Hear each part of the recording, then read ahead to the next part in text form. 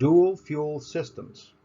Life safety requires a steady, reliable source of electrical power. Your emergency power supply system has just 10 seconds to take over for a failed utility and must continue for as long as the utility failure exists. All information expressed by Standby Power Solutions, LLC, or its officers, is strictly the opinion of Standby Power Solutions, LLC. Energy systems provided from outside sources fail. Power lines go down, water mains rupture, and gas systems get interrupted.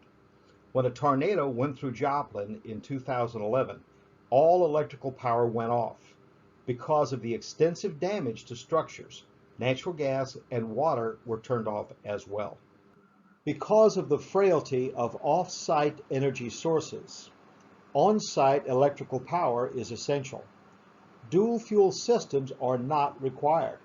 Rather, an on-site fuel supply is required so that your EPSS can continue to provide electrical power for safety and comfort regardless of outside conditions.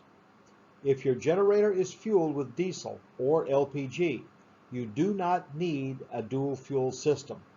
If you depend on an off-site fuel supply, like natural gas, then an automatic auxiliary system must be in place. On-site storage of fuel is required by NFPA 110, as well as NFPA 70. A dual fuel system may be used for this if your primary fuel source is natural gas. However, the following needs to be considered.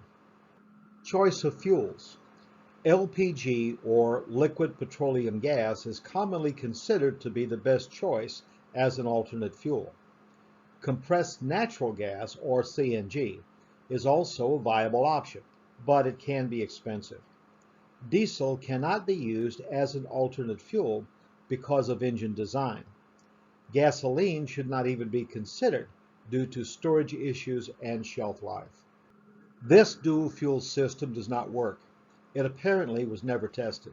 This is a good argument for the NFPA Chapter 7.13 installation acceptance test that should be done with every new generator before it is accepted and paid for. Although LPG is the best option, there are still issues. Regardless of marketing professionalism in product literature or the skill of an astute salesman, physical realities govern the production of electricity. The energy contained in natural gas as opposed to LPG is markedly different. Natural gas contains 910 BTUs per cubic foot, while LPG has around 2,500 BTUs per cubic foot. This creates serious issues. You cannot just switch from one to the other just because both fuels are gas.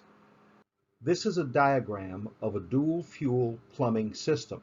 This will automatically switch over to LPG from natural gas in the event of a drop in pressure. However, because of the difference in heat value between the two fuels, the natural gas system has to have the timing advanced. If the timing then is not retarded to match the requirements of the LPG system, damage will result in the engine. The excess heat and pressure created by the extra heat content of the LPG fuel and the extra advance from the natural gas ignition timing creates a thing called pre-ignition. That's where the fuel charge burns too soon. It causes the piston to have to compress expanding hot gases, resulting in damage to the piston and potentially the head gaskets. If that timing is not retarded to match the LPG requirements, then the system will result in major engine damage. Local fire codes may restrict the placement of an LPG tank. Ignition timing and fuel delivery have to change. A change from natural gas to LPG without an accompanying timing change is likely to cause engine damage.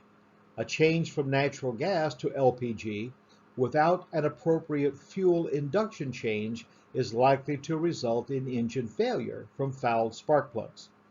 Newer generators with electronic controls may be able to accommodate these changes automatically.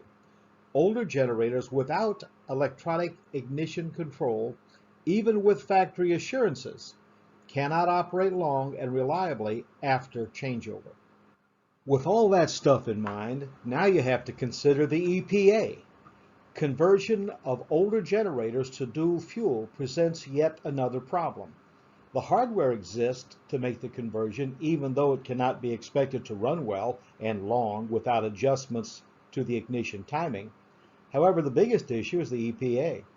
Engines rated for a specific fuel cannot be converted to an alternate fuel without approved emissions testing and certifications. The best solution is to acquire a single fuel generator so that you can store sufficient fuel on site. This should be diesel. If you need more information on dual fuel systems, contact me at paul@standbypowersolutions.com.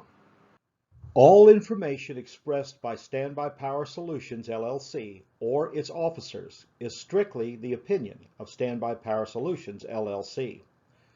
Standby Power Solutions, LLC disclaims any liability for any personal injury, property, or other damages of any nature whatsoever, whether special, indirect, consequential, or compensatory, directly or indirectly resulting from the publication, use of, or reliance on this website or any information derived thereof.